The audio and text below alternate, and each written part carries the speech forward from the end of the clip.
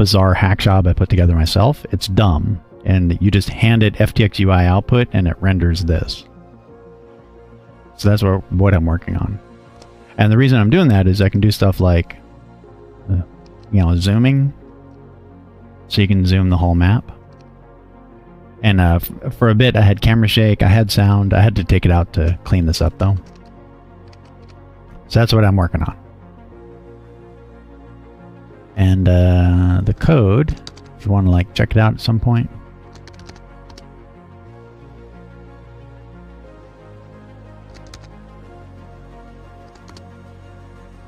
There you go. All right, so let's get...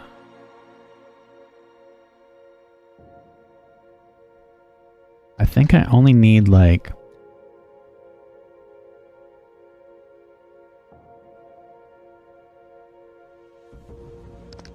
Yeah, let's just grab... Yeah, let's grab one blob. I mean, in theory, I could grab all of that.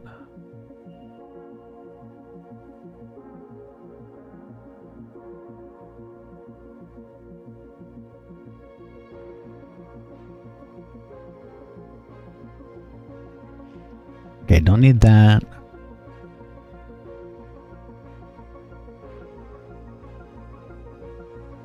This might be the better one. Let me see.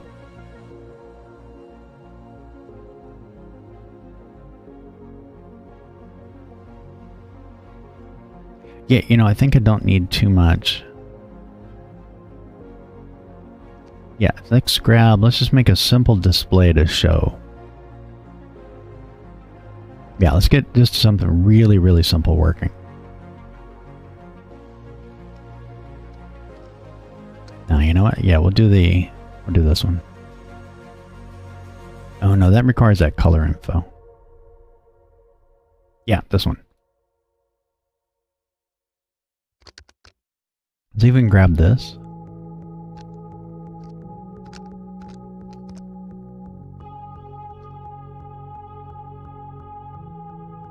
Maybe like right here.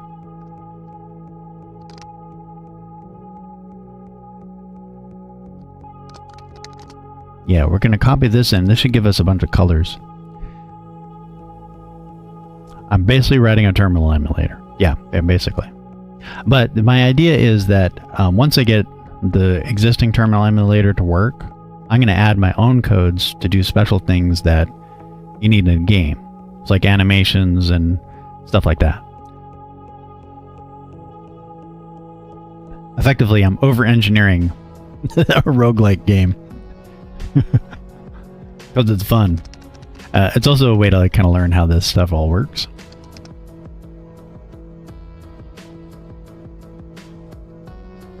Okay, so in theory, I should be able to do this. Yep, BG color.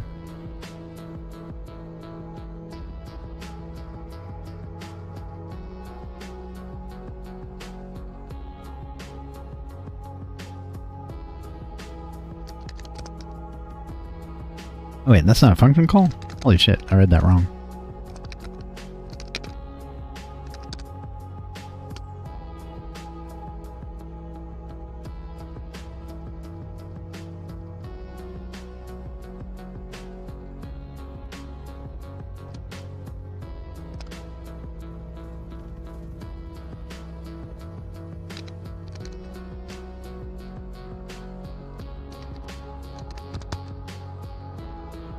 There we go.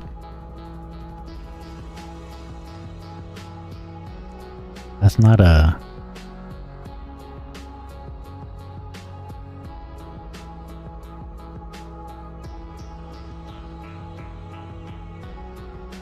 Ah, yeah, this is what we need.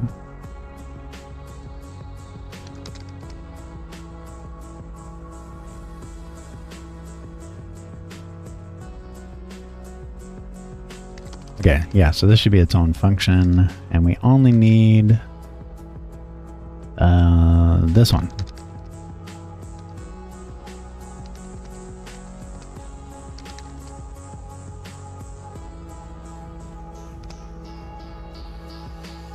Now we might run into trouble because I think we have to trick FTX UI into thinking it's true color. Okay.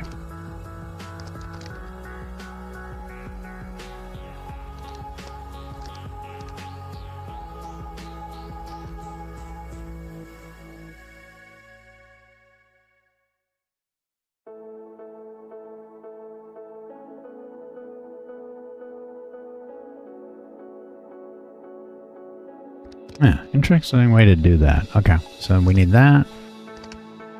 Okay, this goes over here. And this. We make the document based on the string. And then once we have the screen, we can output it.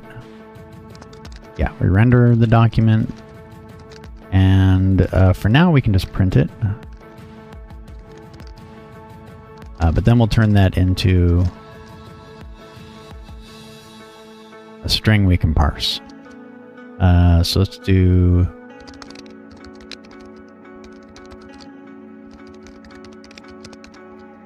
Okay. So that's the theory. The best thing to use FTX UI to kind of fuzz this.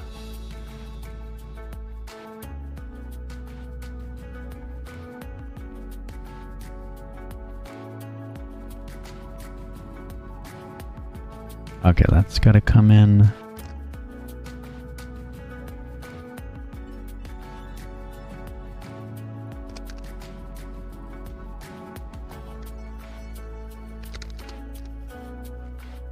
Okay, let's get that to compile.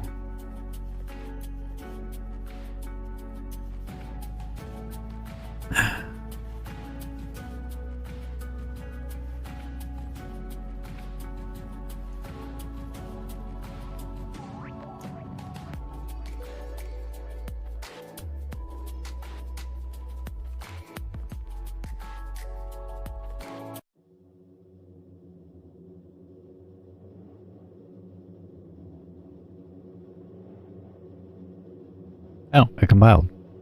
Okay. I don't believe you. Let's see what it does.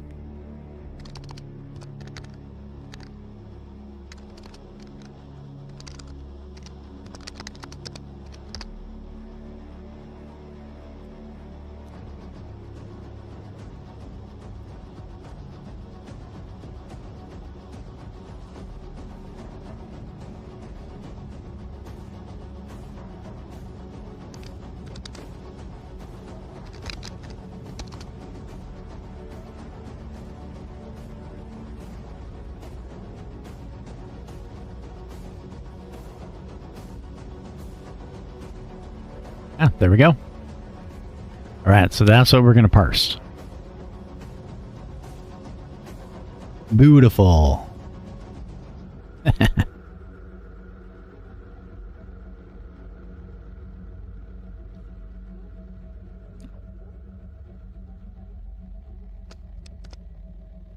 Okay, so we don't want to print it. We just want to return it.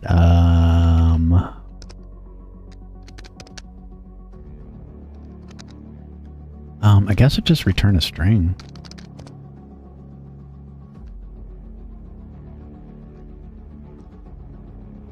Oh crap! What is the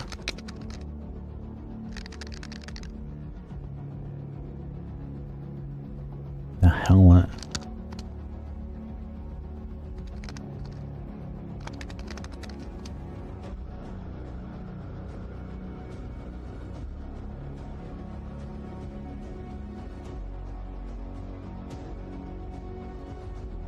No, it's in the render. I moved that. Ah, toString.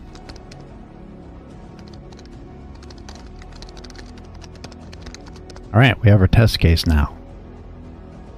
And I can turn that into kind of like a fuzzing case where like I just generate random, every time you run the test, it generates a random field of colors. Okay, so let's get rid of these, since they are not matching to reality. Can I do... Those were string views?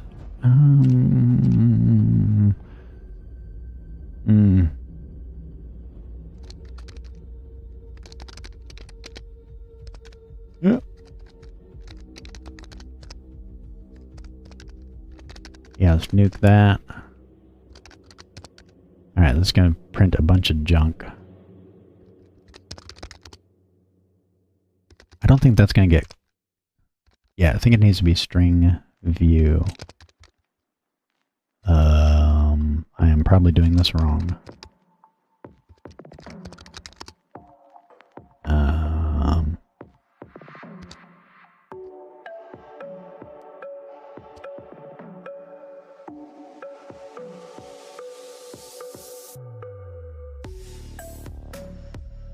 Oh. How the hell did that compile? Sometimes C++ is like, no! And other times C++ is like, whatever, bro. Like, different parts of the standard were written by people smoking different drugs. One guy was doing meth, he can't make any mistake. The other guy was smoking weed. He's like, yeah, whatever, bro, it's totally fine.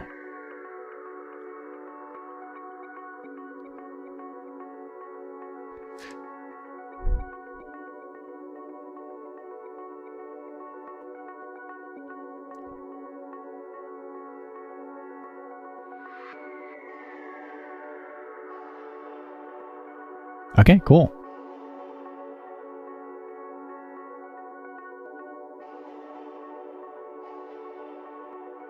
Right, so my output gets kind of screwed up, so I gotta figure out how to stop doing that. But what I might do, let's go modify the build, so I'm only working with that one test. Can I comment these out? Yeah. Okay, great. Also that.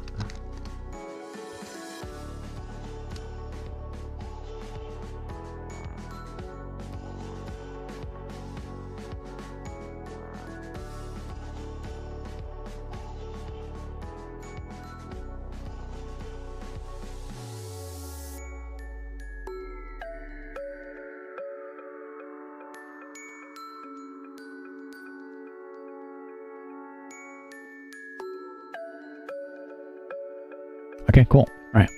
So now I'm going to look at it and see what it's parsing and then make it work. So this might be a bit too much to deal with right now. So let's just narrow this down to like 1.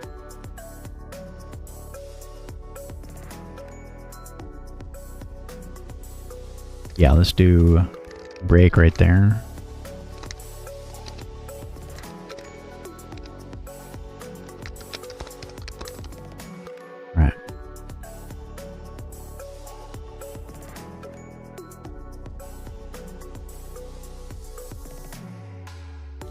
Also, I think we can probably ditch that.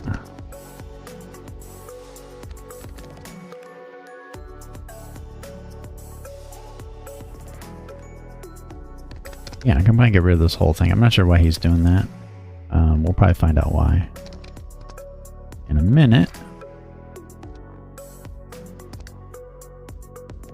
Okay, yeah, we'll break right here just to get 1.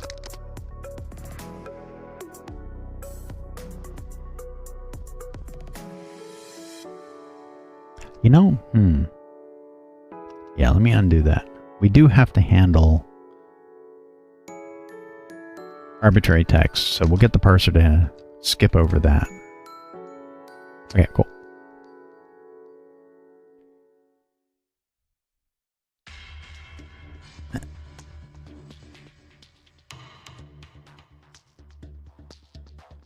It should just return a plain old string.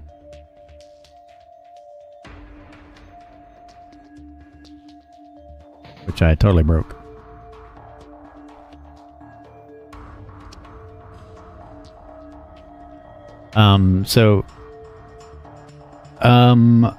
My understanding is that there's a thing called copy elision,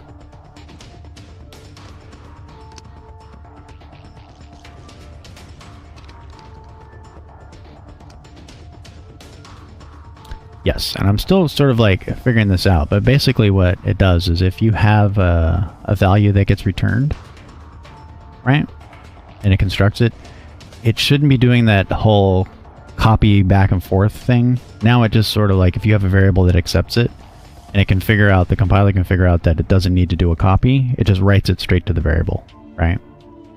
So worrying about like standard move and whatnot in return values isn't as much of a problem since, I believe, 17, C++ 17.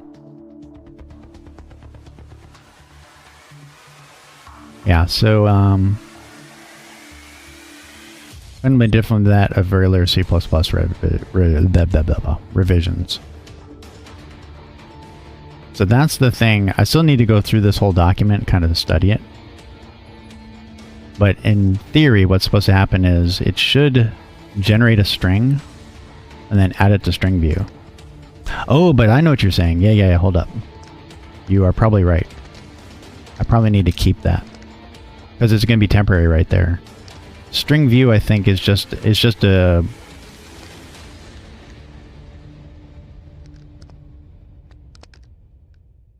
Yeah, hold up. I think I need to do this. There we go. So string view... Yeah, but no, I think you're right, because string view is supposed to be... String view? Basically, it's a way to get, like, a pointer into the string and then do pointer operations on it. Here, let me drop you some docs. But, yeah, so string view, I think... I have to confirm this, but it doesn't actually keep a... It just is basically a pointer to the stuff, and you iterate over it. So then you can get like substrings, and the substrings, it's not going to make a bunch of copies. That's my understanding of it so far. Part of a lot of this is like I'm relearning how C++ does all its string stuff. So then you get an object that can refer to constant contiguous characters. But it has, you have to, it doesn't actually keep a reference to that around, as far as I know.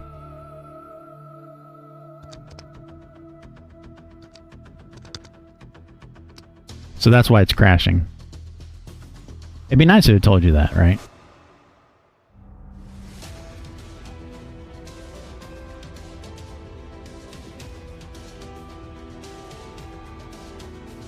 Yeah. Oh, you're saying, do this.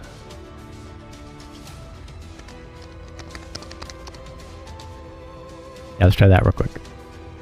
Yeah, I think you're right. No. It has to be a constant type. I think it has to be, for it to work, it has to be a const expression for that conversion. Yeah, let's look at the error. Cannot bind non-const L value reference of type. Yeah. So you'd have to do... Yeah, this gets super hairy. Yeah, it's just a lot easier to do it this way.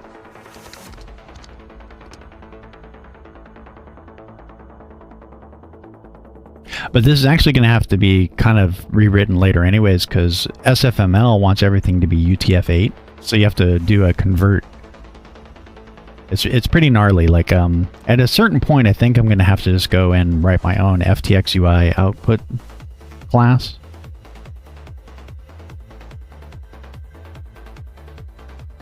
Right? And there's so much new crap in C++. Yeah. So string view.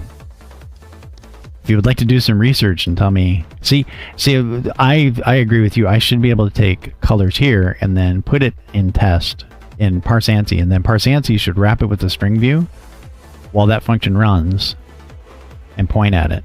But it doesn't. Yeah, colors has to be a constant for that to work. Right? So it's like, oh, that has to be a constant. Well, then why the fuck does this work? Everything has to be a constant on string view. Right? Yeah. Here, I'll show you the signature of parse ANSI. It's real dumb right now. It's just mostly just to get the parser to work right, and then I'm gonna expand that out to where it takes an SFML window object, and it works the window object to render the scene. So that's it. That's all it's doing. Oh, I bet it's because it's reference. I bet that's what it is. Yeah. Right? Here, let me try that. Hold on.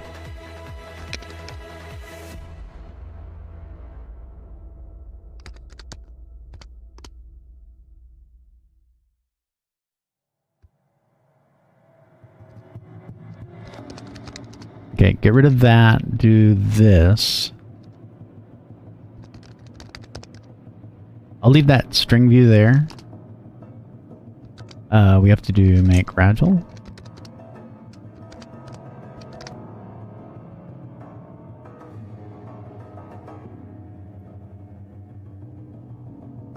What do you think? I need to get some I want to do like a custom website for streaming. So that way people can post links to stuff I should look at and things like that. Oh, by the way, the music right now is cinematic. Let me know if you're into the cinematic. It is Halloween, I think. Okay, so that worked. So if you do a string view reference, it has to be a const. Interesting. Now, so string view, how heavyweight is that? Like not using reference, is that gonna like be a problem? I'm just always, I put reference on it if it's not really doing anything.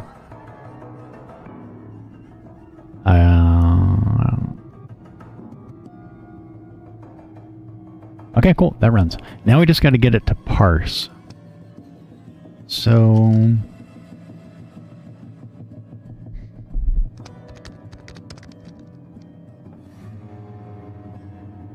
yeah, I'm going to go to the ANSI parser RL. Yeah, here. I believe it's because of this.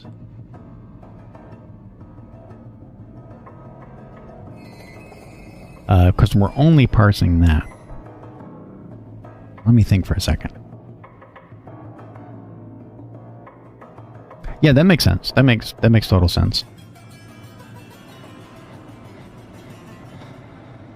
I mean, who knows what the actual implementation is? I'm pretty sure if it's GCC, it's probably implemented as like a IOU ring inside the kernel for Linux.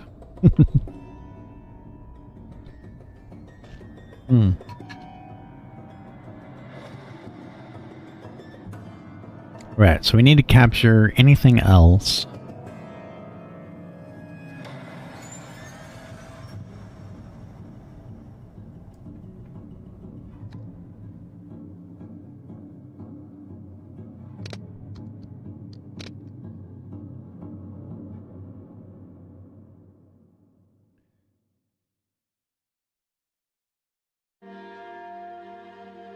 I think just any asterisks. I think that'll work it. And let me just do this. My Z doesn't know makefiles.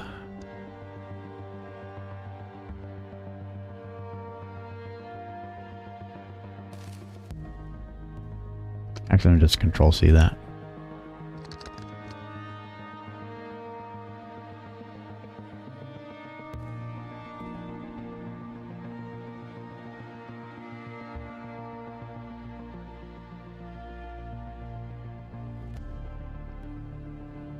Okay.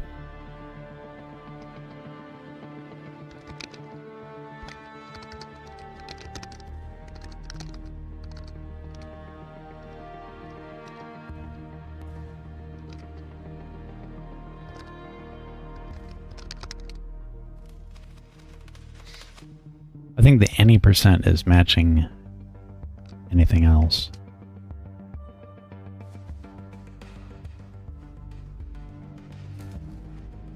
I could just do it manually in my own code where it just keeps going until it runs into that escape sequence, which will probably be the quick way to do that.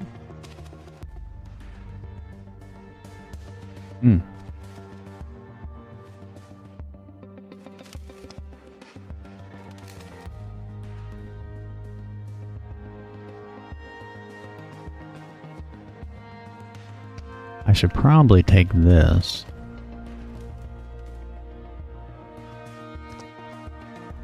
Actually, I wonder if I can do that.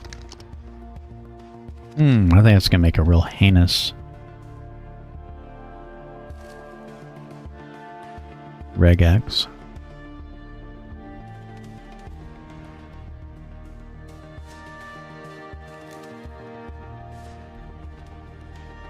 Yeah, so it's only matching like a single character. I gotta tell it to match more.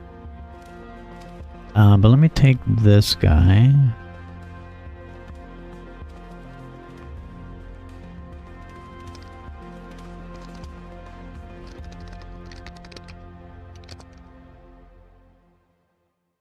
Yeah, do that. Alright, so then we should be able to say color code.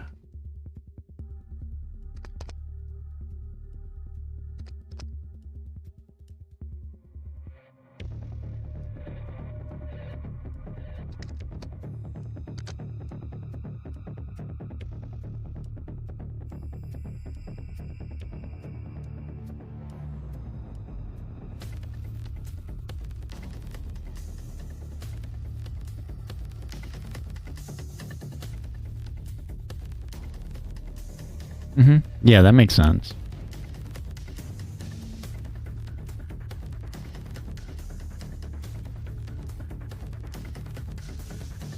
Yeah, I wonder if there's a way they could make that an error.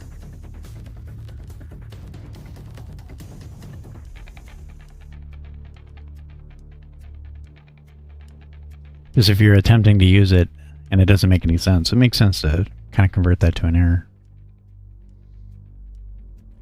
Right, so I think there's got to be a way to tell the parser that I want you to skip over anything.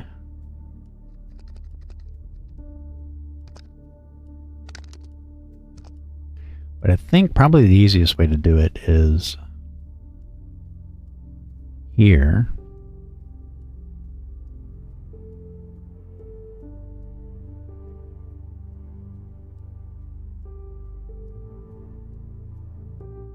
Oh, no. There's a... Hold on.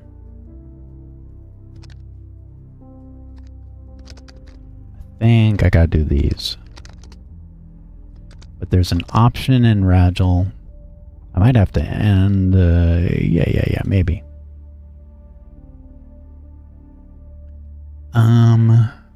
No end, I think it's called. No end.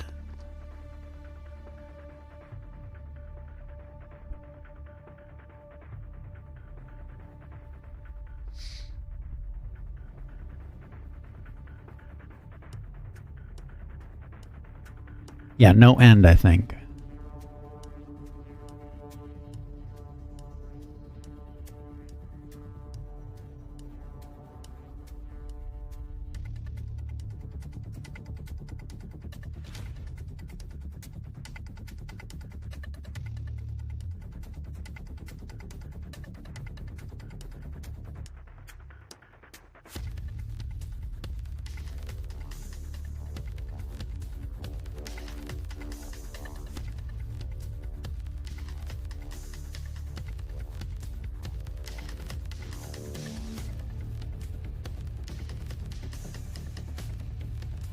Yeah, no end.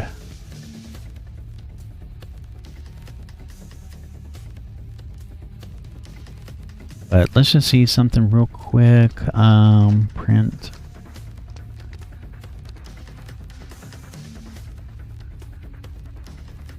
APE points to the end.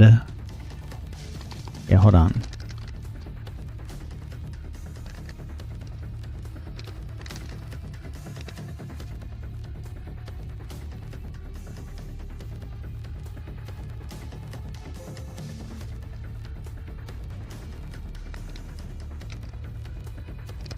I think that's what we gotta do. Right.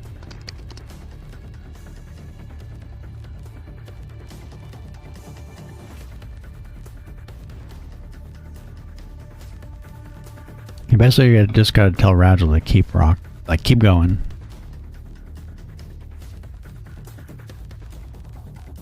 Yeah, okay, so it's only reading like one thing and then exiting. No end. Let's do that. I think that's gonna buffer overflow, but I just want to confirm.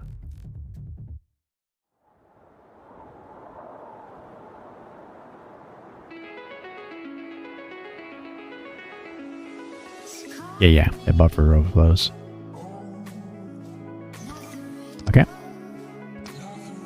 So then we need, I believe,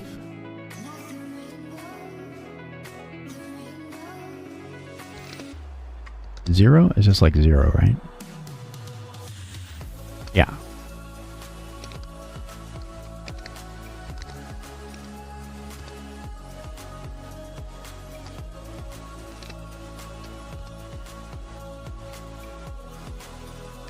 Alright, so that'll need some solid work, but needs yeah, semicolons. Oop.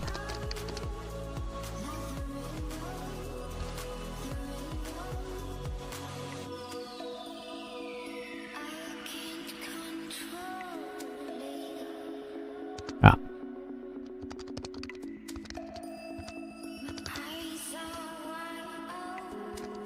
Dude, what is up?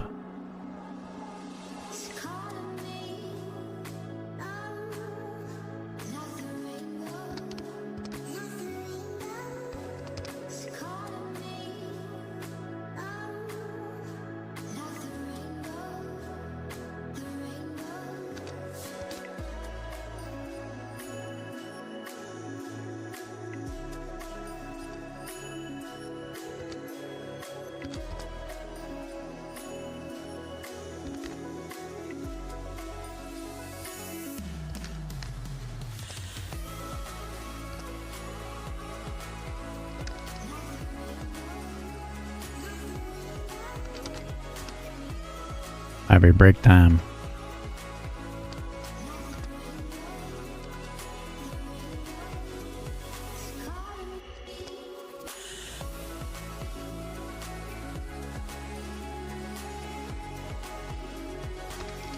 What the shit, dude?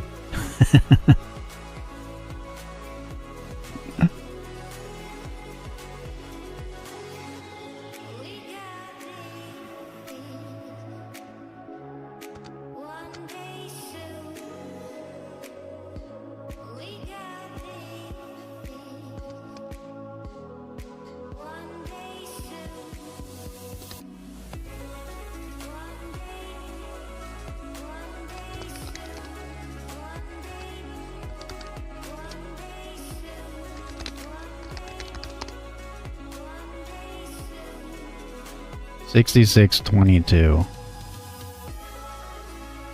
Yeah, it might be break time.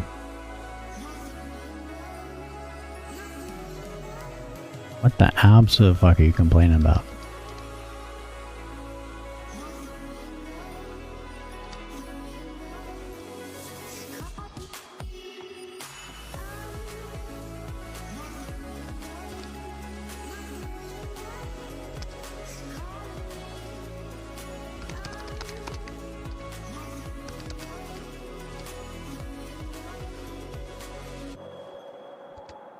Oh my god.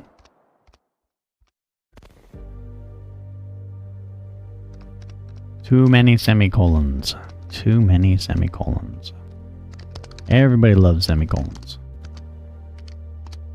There we go. It's probably not, still not going to work, but there we go.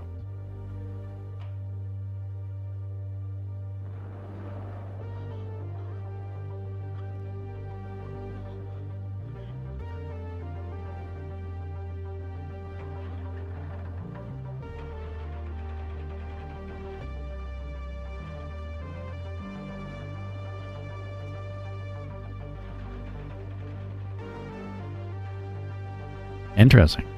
All right, good to know. You know, they should just make that a compiler error.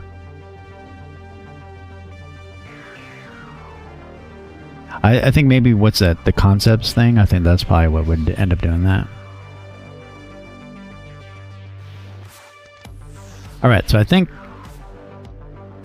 trying to massage this parser into skipping over, just rendering, like printing characters directly, most likely ain't gonna work. But I have a test case now, so this is decent. Let me see if I can do, let's just get rid of this. Yeah, let's do that. Let's do this. So it's at least not going to end. That's fine. And now let's go into the test case. So the issue is it's probably... Yeah, let's get rid of that real quick.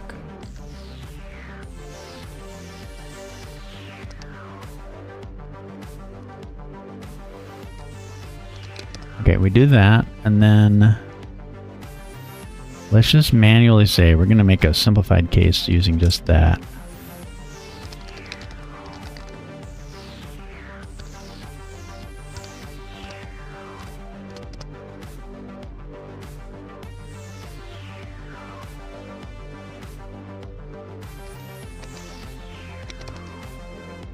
Alright, so we're going to parse just enough to get that one case to work. And it should be followed by a 0, and then we break.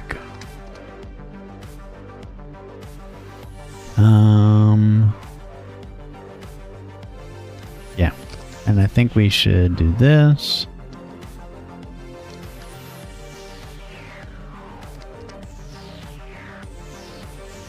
Don't think I need that. Yeah, let's alternate there. Okay, let's try that. Because then what that'll do is that'll...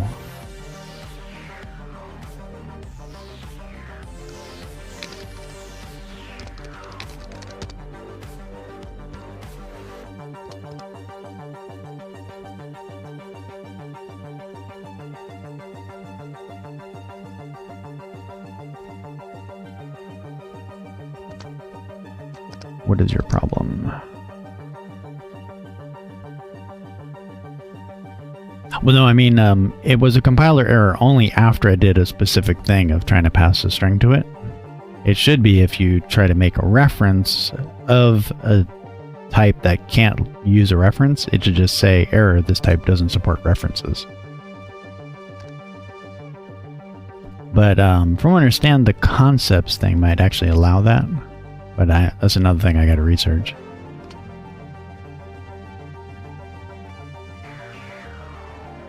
Oh, the fuck is that? There we go. Okay.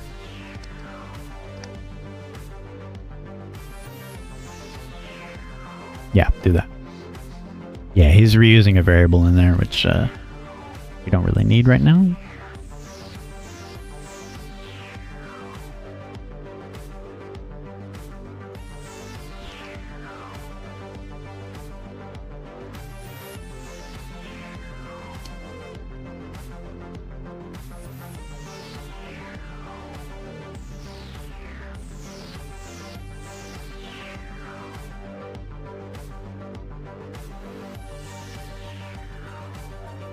Hey, look at that. We got some action. That's what we want to see. Alright, true color, true color, true color. Okay. So now we just gotta get it to skip over random things. Okay.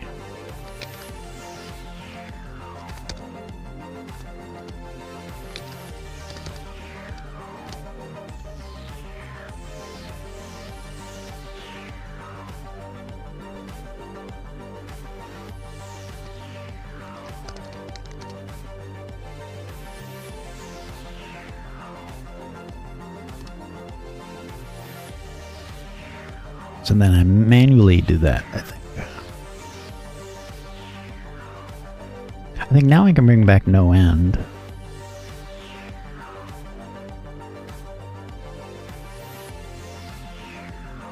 Okay, it's processing it.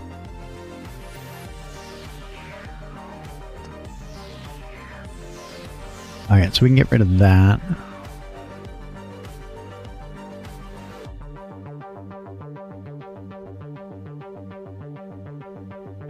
Yeah, I think I can do this now.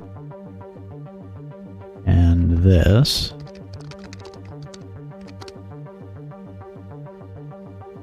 Yeah, I think I was just overzealous with the clean star stuff. Oh, we got an ad.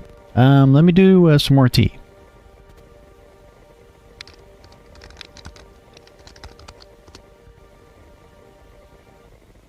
Yep, kind of working, kind of working.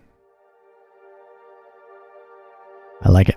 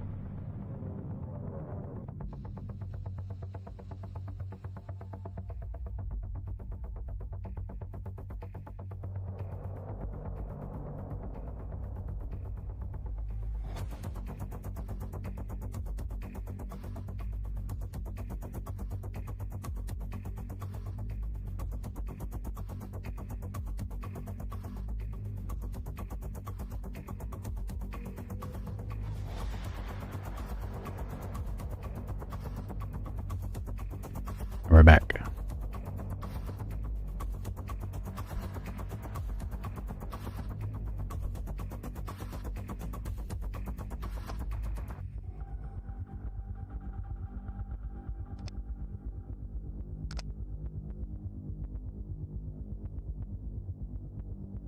No, I totally disagree. The C++ errors are complete garbage. Yeah, like, honestly, like, let me read what you got.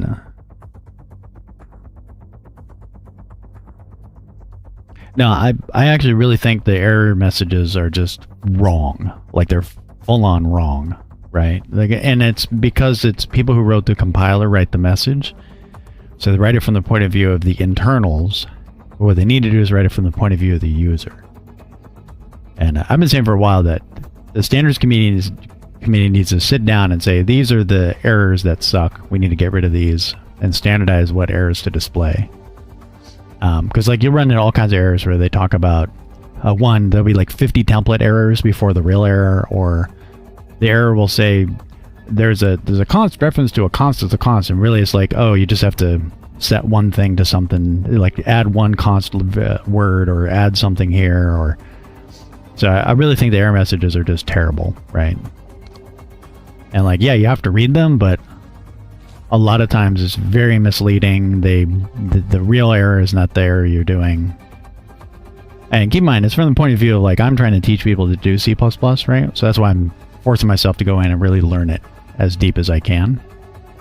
But I think when I teach people, I'm not going to teach them like all of this crap.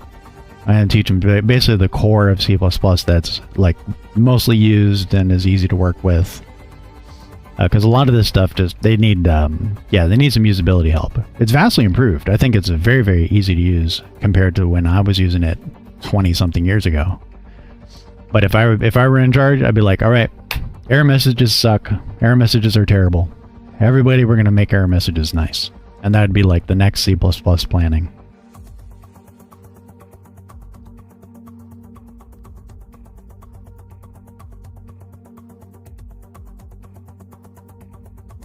Okay, so we're parsing pretty good. There was something in my head that I wanted. Oh, yeah. I want to try this. Hold up. I don't think I need that clean start thing there. Yeah, there we go.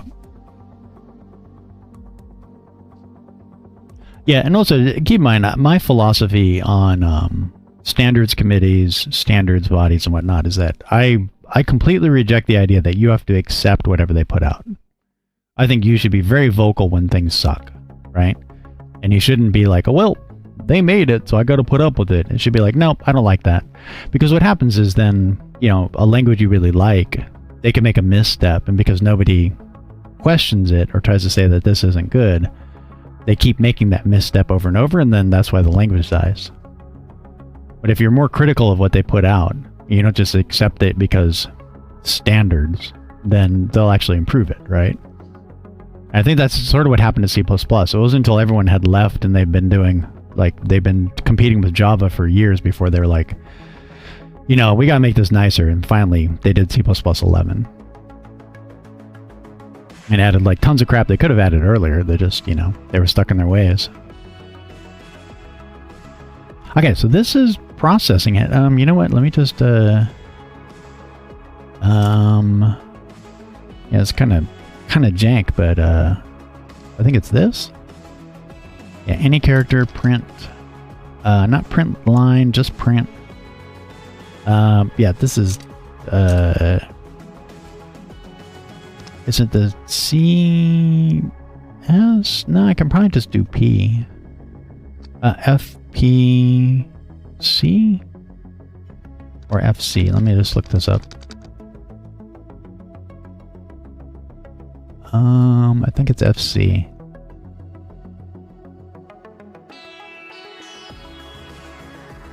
Let me just look. FC. I'll probably look for FPC, and that's probably the easiest. FC. There we go. So change this to FC. There. Make sure you add all the semicolons. Semicolon.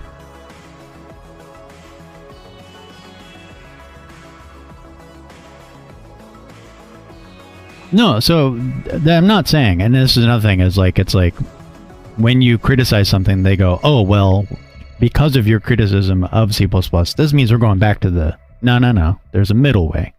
You can have standards that everybody follows, and also criticize the standard when it makes something that's not useful, right? And actually, a lot of compilers don't follow standards correctly. So I think the C++ committee should be like, look, IBM, you haven't updated your compiler in 30 years. You don't get a say on the next standard, right? You have Stockholm syndrome and you're from Sweden. Oh, Stockholm. Oh. I spent a few days in Stockholm. I can never live there because I need sunshine. I live in Florida because without sunshine, my body dies, right? And I was there during the time of the year, the winter time, when there's like zero sun. There's like 2 hours of sun. And I remember I was in a hotel room with like no windows, which in the US is like illegal. But I guess in Stockholm it sort of doesn't matter. And I went to a restaurant and I had pickled elk. I had pickled elk. Oh, that was so good. Kind of gamey, but I think the pickling got rid of a lot of the gamey taste of it. Oh, so good. And one of my favorite painters, do you know Anders Zorn? Anders Zorn is my absolute favorite. I know you're Swedish. It was like a tasting of elks, and they were in like little kind of cups, and each elk was like pickled in a different kind of thing. So one was more like in a pickled cream sauce. Another one is like pickled a different way. Yeah, it was great. It was a very, very, very, very good. But let me just geek out on Swedish stuff real quick. Anders Zorn, easily my favorite painter of all time. Him and John Singer Sargent. And there is a museum in... Yes. It's a World Heritage... Zorn seat. There we go. That's what we want. So this is his family home. If you get a chance, go check that out.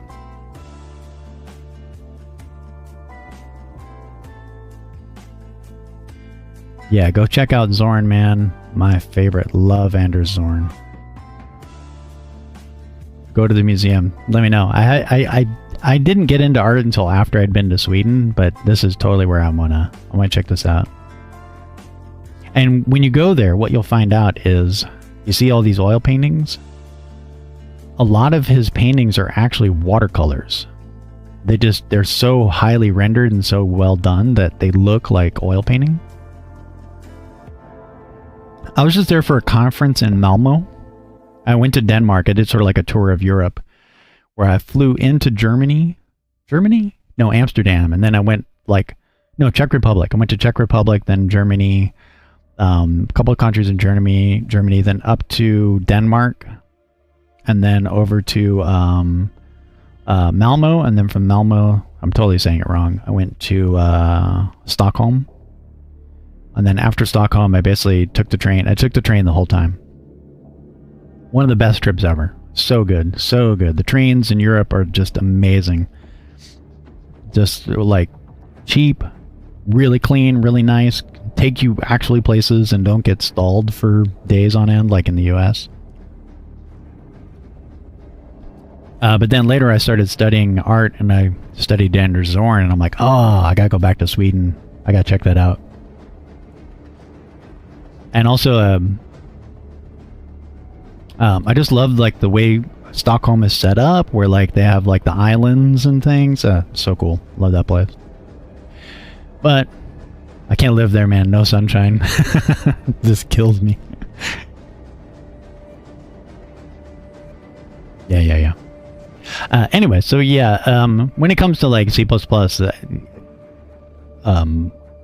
I complain about what they do, but I also have to teach people, like what you're saying. You just gotta accept it. You gotta learn to deal with it. Because like you can complain all you want, but nobody changes these things until like it's the bitter end. So you just kind of have to be like, oh well, not much you can do about it. And so I struggle through with it, and also one of the things I find is like if I teach people, so there's sort of like kind of two ways that people teach programming. They do the glazing, where they say, oh, this language is perfect. Don't question anything. It's great. And that's kind of more indoctrination, right? Where they're like teaching people to just accept the language and accept everything they're taught. And I don't agree with that. What I find works better is tell people, the reality is C++'s error messages are terrible and this is awful. But these things over here are really great. So have an objective view of it. And this is how you deal with these bad things, right? So that way they kind of build their taste of what's good and bad, and it also helps them avoid the feeling like they're dumb. So if they think that they're supposed to be good at the error messages and everyone's telling them there's nothing wrong with it and it's fine, it's the way it is, you have to accept it, then they think they're stupid when they don't understand it. But if instead you tell them, yeah, error messages in C++ are terrible, here's how you deal with them, then they don't feel stupid, right? They go, oh, this is hard for everybody. I feel better now, right? And I find that's a better tactic, right? Because if you try to glaze people and be like, oh, there's nothing wrong with Python, Python's perfect, and they're in there using it and like, this is kind of hard, then they feel dumb and they give up. But if you more explain, you know, a lot of languages are designed by people who have weird ideas, so you kind of just have to accept it.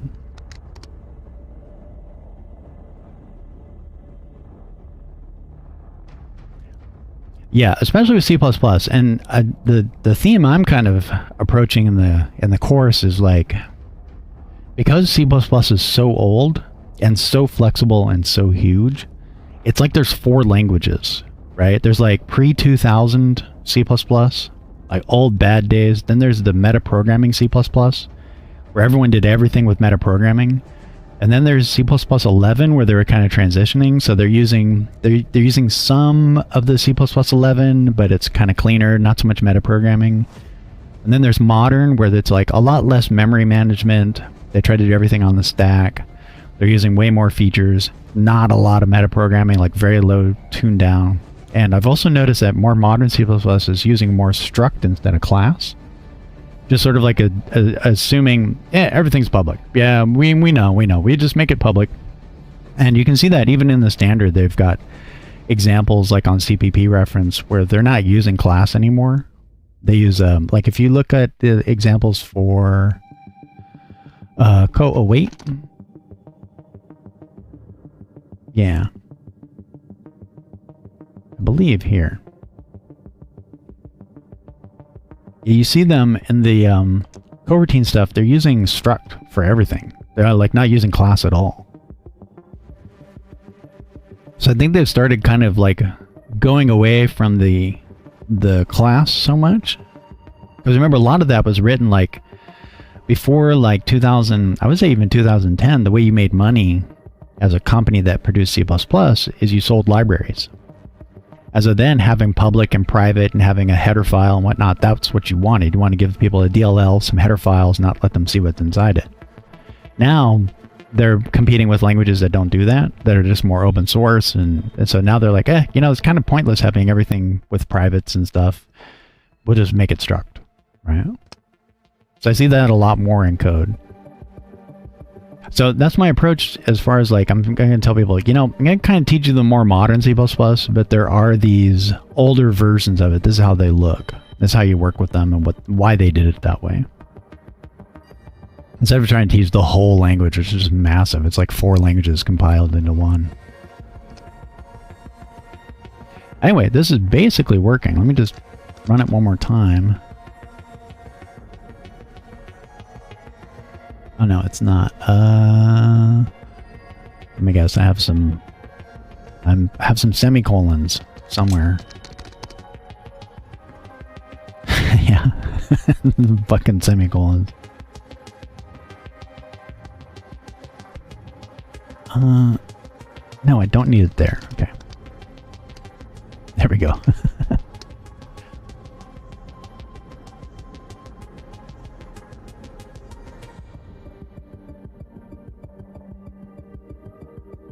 Okay, it's working pretty good.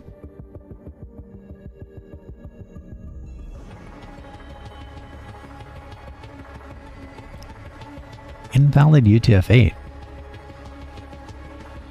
Huh?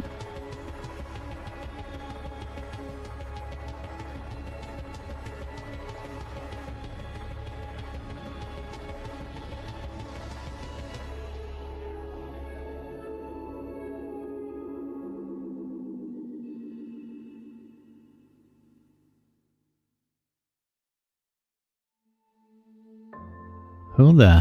What is throwing that? Is this thing? That's weird.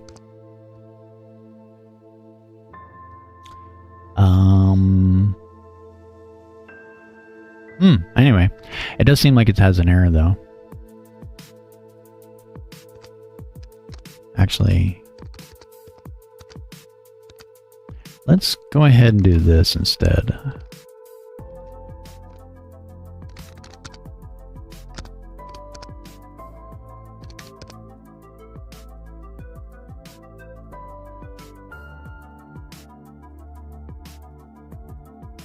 Yeah, we just want the one line, and let's just do that.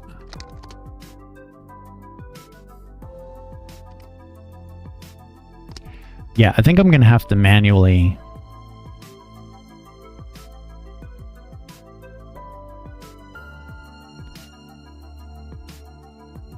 Well, I'll just have to keep working this parser until it actually handles anything I hand it.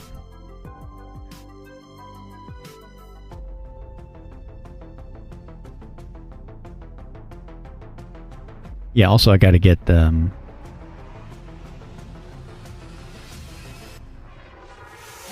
yeah, so that's what I was thinking. It's gonna handle the... Yeah, this wrong.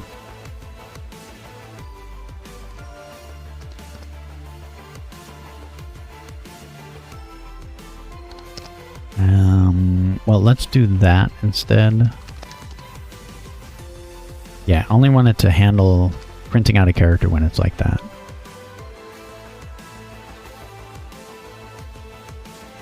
Okay. Yeah, I might end pretty soon. Say like another 20, maybe 30 minutes. I mostly just wanted to get a test working. Am I doing that, or is that like a... It must be something up with the...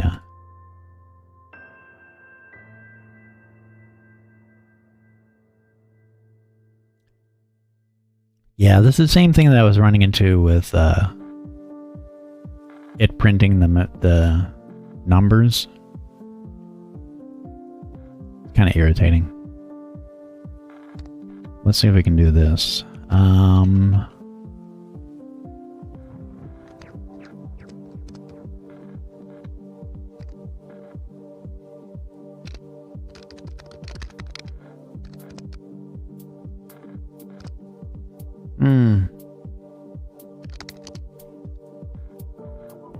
Yeah, I think I'm gonna have to learn more about Ragel. There's just some syntax things I don't quite know, I think.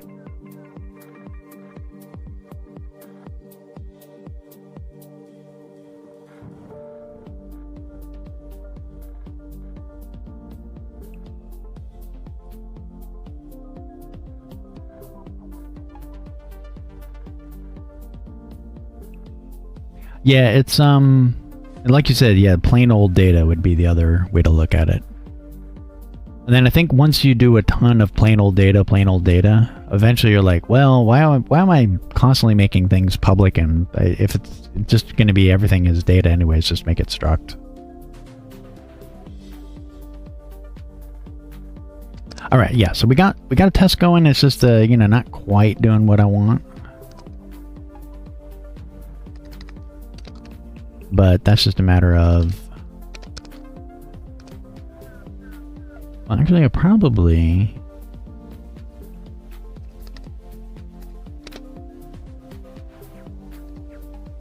One more little change.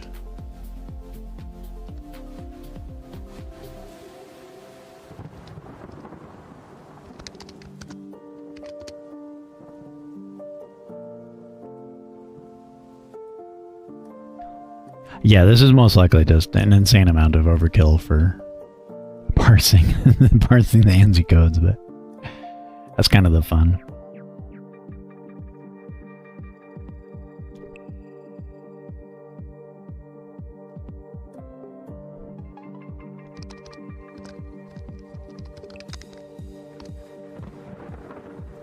Also, I kind of need to fix that stupid...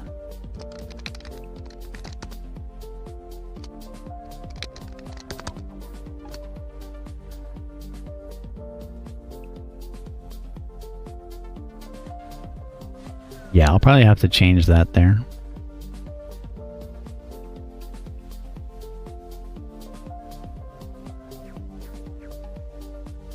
That's fine.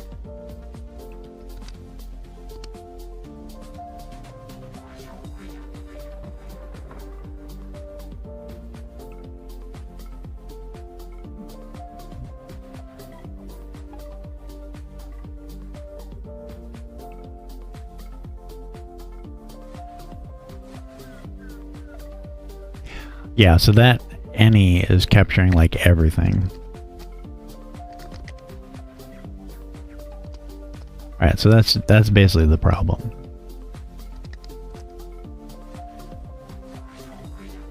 Yeah, I think I remember this being sort of a flaw of Ragil in that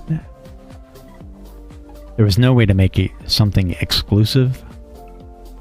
It just tries to match and run actions on everything. But let me just look real quick.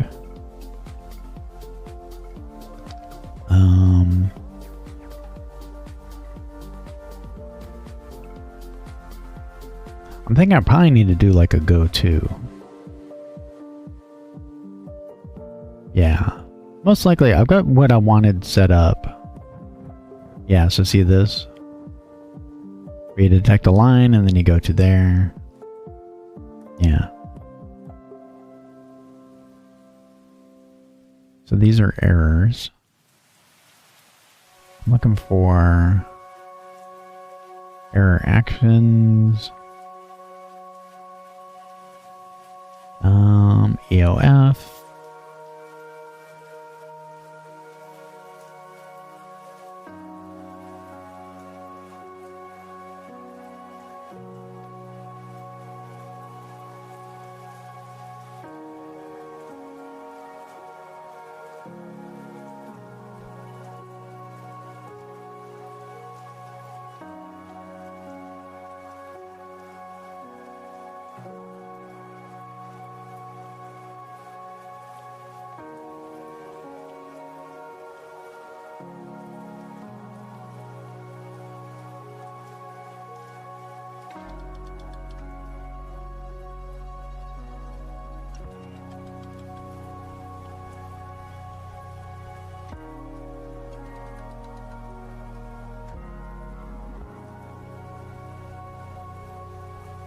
Yeah, it should be that.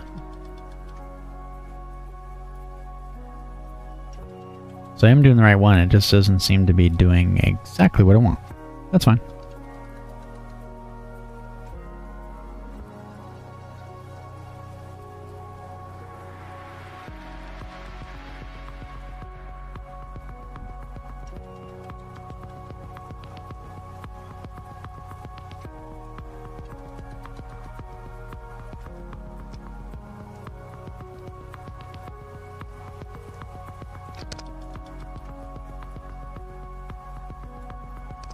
Right, yeah, so I'll have to rework this parser so that way it only handles it. I think what I'll probably just do is just manually go until I hit the escape character, then call the parser. That's definitely the easiest way to do it, instead of trying to get Ragil to do it. Because Ragil's good, but I remember this as a big flaw, was that it's too aggressive in running actions.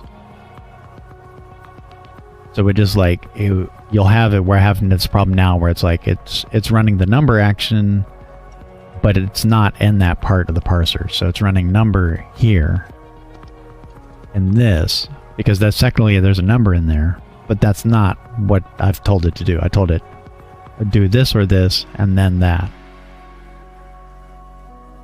Now I can work around it inside the parser here, but it might be the point where like maybe RE to C is going to be a better option than Ragil. Ragil's good for some kind of parsing, but for this, not so much. But now that I have a test case, it's pretty simple. I just basically replace this with RE to C and then, you know, back in business. Let me take a look at that super quick. Man, I'll try to figure it out because Ragil produces way better code than RE to C.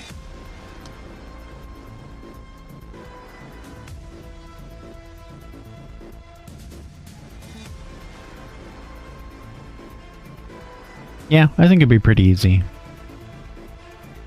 You just can't do as much embedding and whatnot. So yeah, so if I can figure out how to get Ragil to just stop doing this crap where it's like any character gets recognized.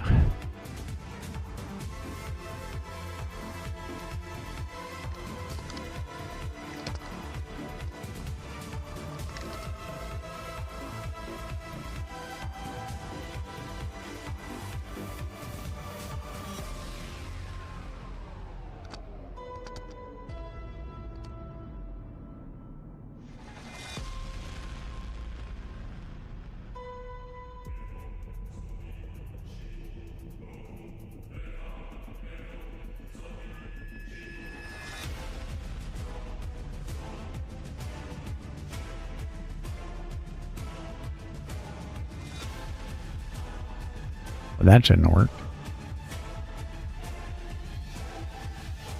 Oh, maybe I found the solution. I thought that went the other way, though. It's kind of weird.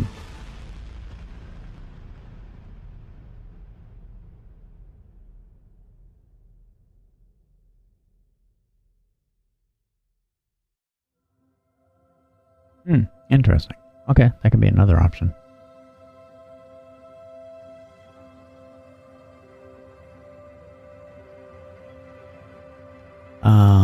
But it is exiting for some reason.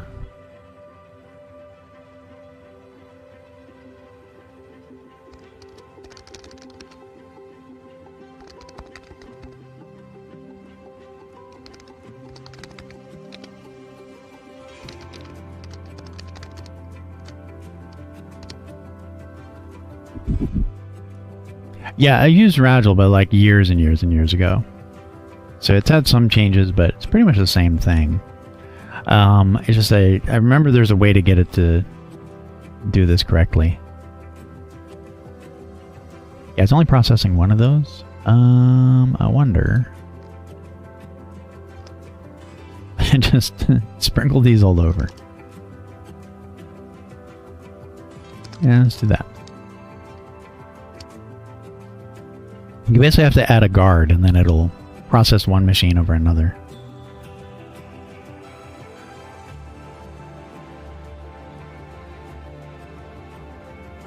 Unused variable start, unused variable value. Yeah, that's doing the opposite of what I want.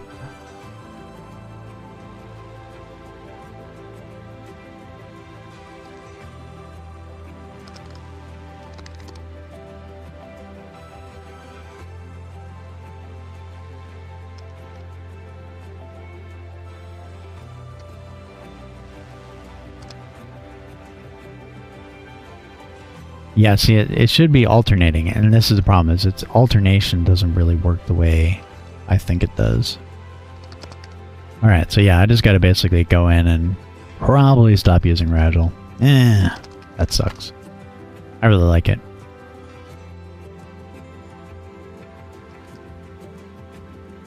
Yeah, because the problem is it insists on adding this action to transitions of any character instead of exits of any character. So without an ability to do that, I have to manually basically detect that the color code starts and then just call the parser. That sort of defeats the whole point of having the parser in the first place, right? But I can do it. Most likely I'll have to finagle it and see how that works.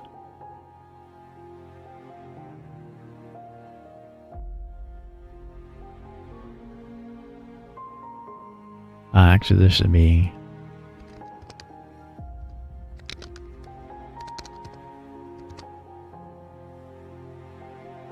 Oh.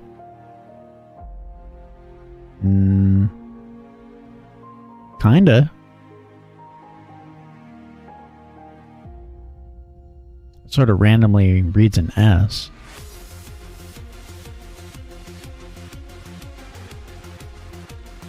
Oh, okay. Maybe I solved it. Weirdly. Hey, why did that work before? I totally did that before. That's what I thought it should do. Yeah.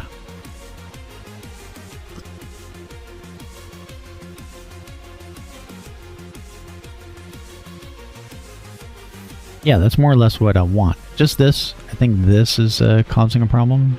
That could just be an output error.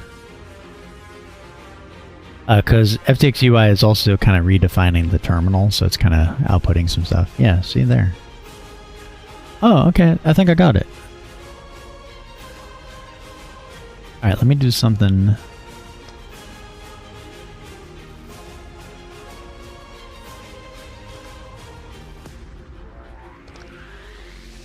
It's good music for solving the bug. Yes. I'm attacking a Viking village. Sorry, RCR. That's I'm not attacking any villages, but any Viking villages. Alright, let's comment all these out. What we should see if I do that. And then let's get rid of this. We should just see pound symbols.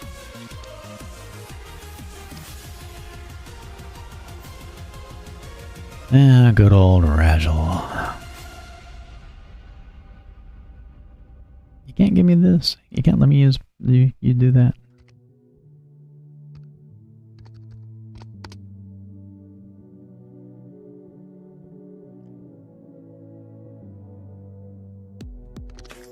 Right, I'll just bring him back later.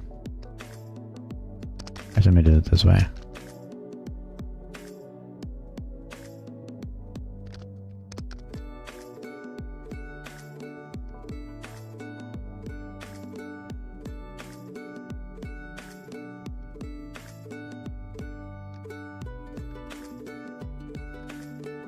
Oh. There we go. And then get rid of this.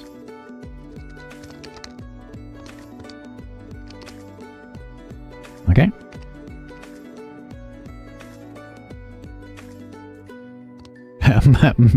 Mostly. I mostly know what I'm doing.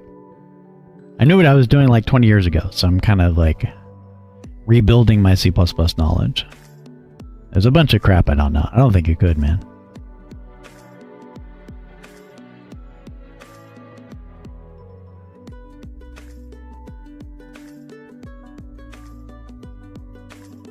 Okay, I think this is like almost there.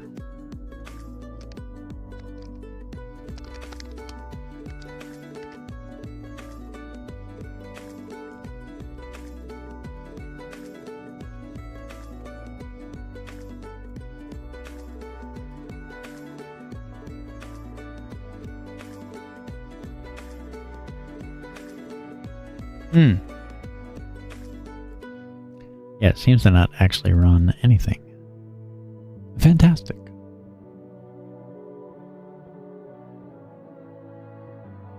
Alright, so I gotta get FTX UI to quit doing that.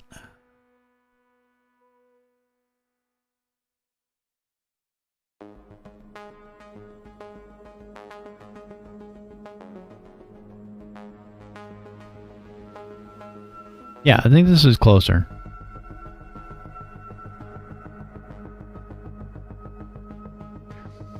But I do think probably what I want to do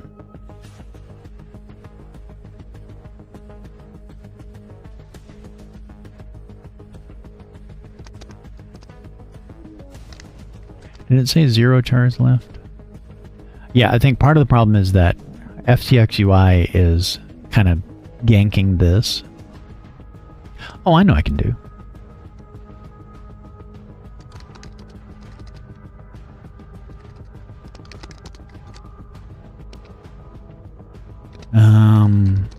This isn't gonna work. Windows loves to mess up terminal output.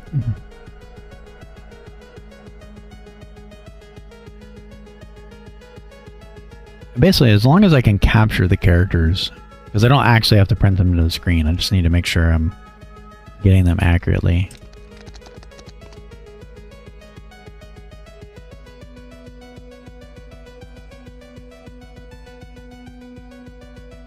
Okay, yeah, it's FTX UI is kind of ganking things. It is printing the escapes only. Okay. Alright, yeah, I think we're pretty close. Let me go to the test real quick.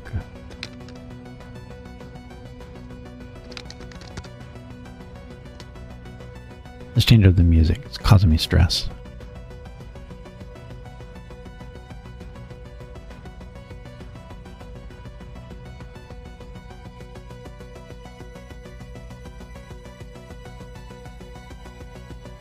Let's see what synth pop is all about. Okay, so it looks like we're getting the character that's not a control sequence. But it also looks like we're getting maybe a stray control sequence.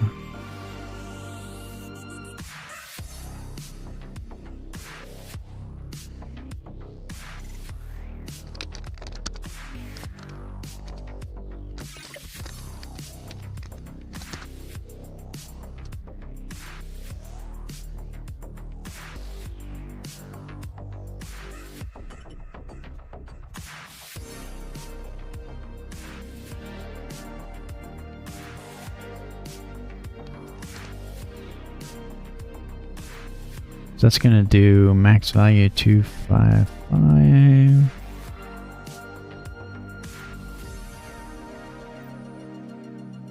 Yeah, that should. Let me just do like a jank.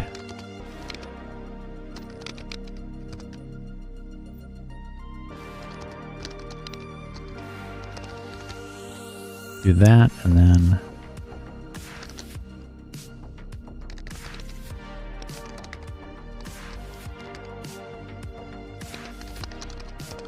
Let me just confirm it's really only printing 3, but it might be like I'm stuffing too many things. Okay, great.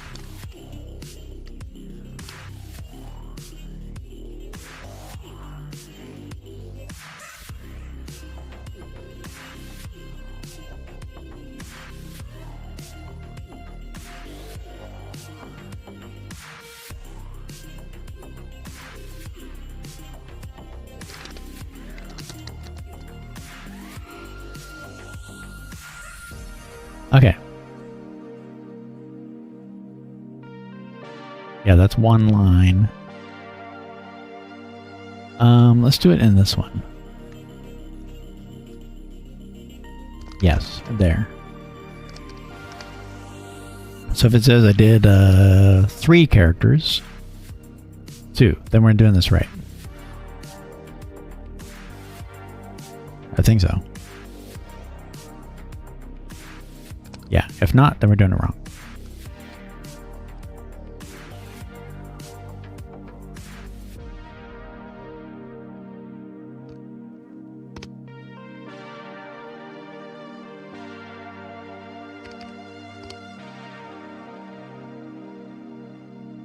Ah, 43. How many is this? 1, 2, 3.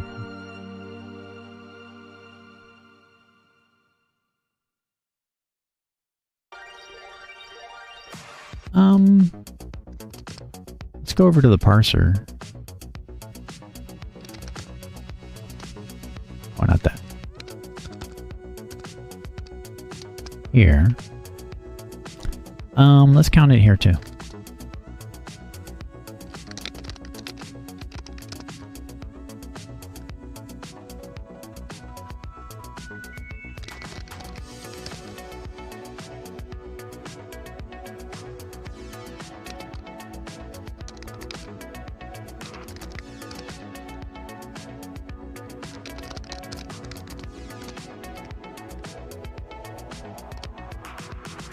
Yeah, so the goal is we have that test. Oh, well, we don't need to regenerate the Ragel file because I just changed the test itself.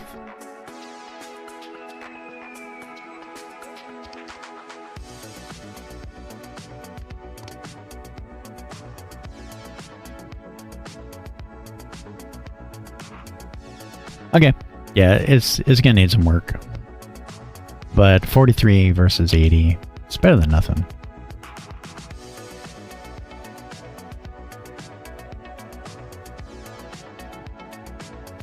Yeah, I'm thinking it's got to be more...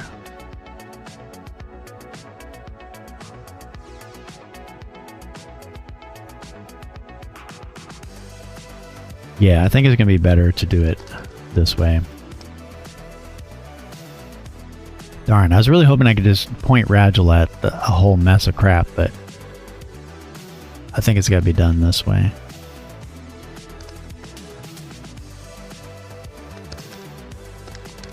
All right.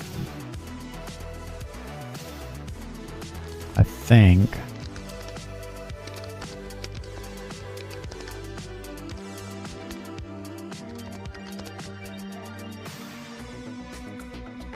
I can get rid of this now.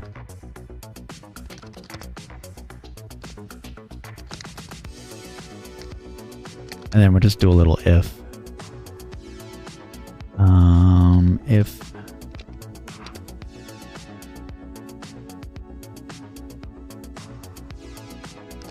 what is the code? 0x1b.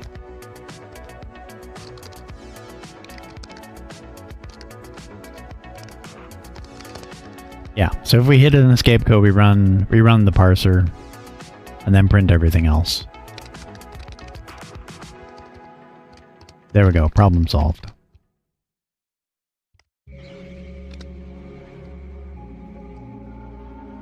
And then we'll have to increment it ourselves.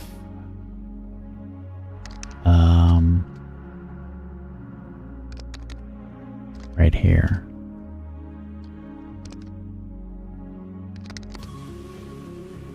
I always do this. C++ is very particular about this crap. Yeah, jank as hell, but I think that's the general idea that I gotta get. Let's do it this way.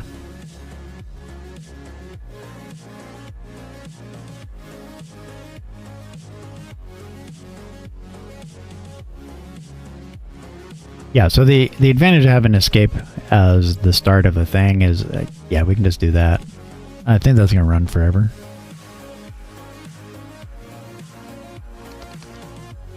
There we go. Oh, I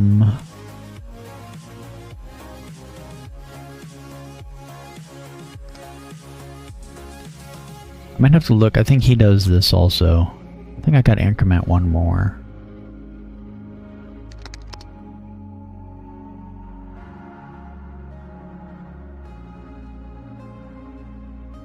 Yes.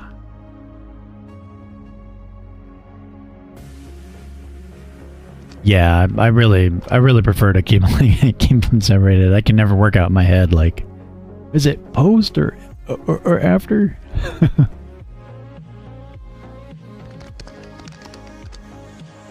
I basically code like an idiot because I am kind of an idiot. Alright, it ended.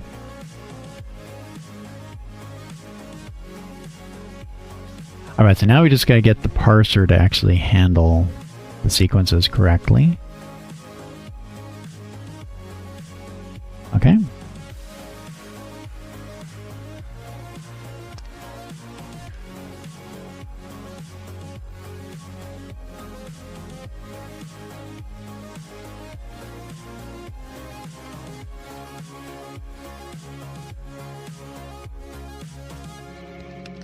I think I do no end. No, it should end on its own.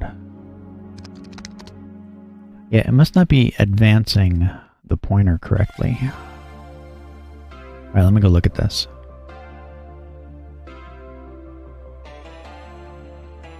Yeah, because exec should run it and then move it.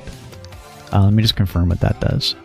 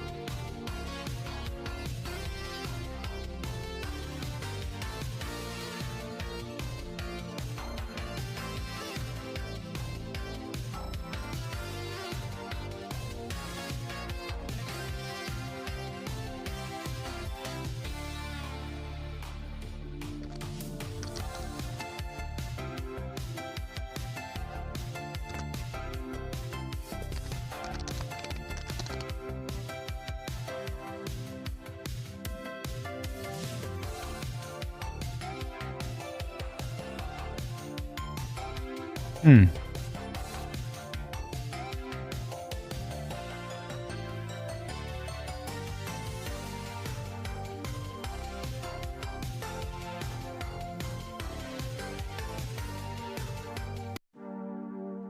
Synth pop is terrible.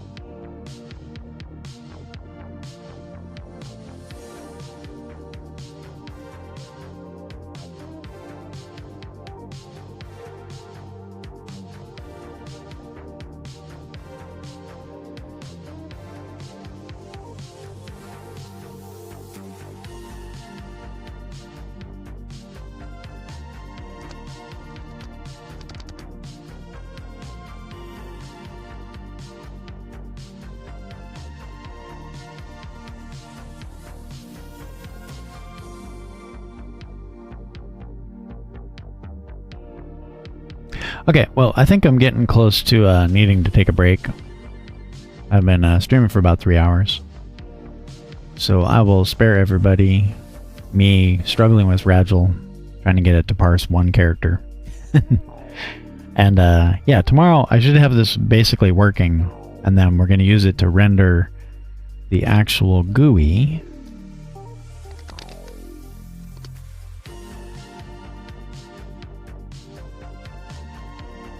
Yeah, so the goal is to get it to parse the ANSI codes to actually do this for me. And then I can start kind of inventing my own codes for other game artifacts. Basically, just over-engineering the shit out of this. So that's a goal. Hopefully,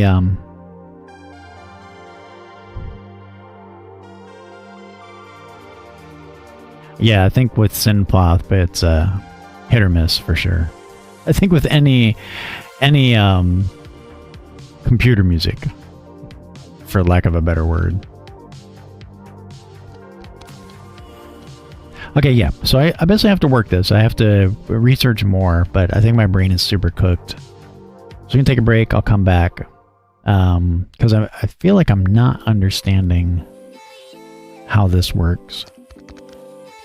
I'm pretty sure I don't have to do that every time, but let's just try that one more time.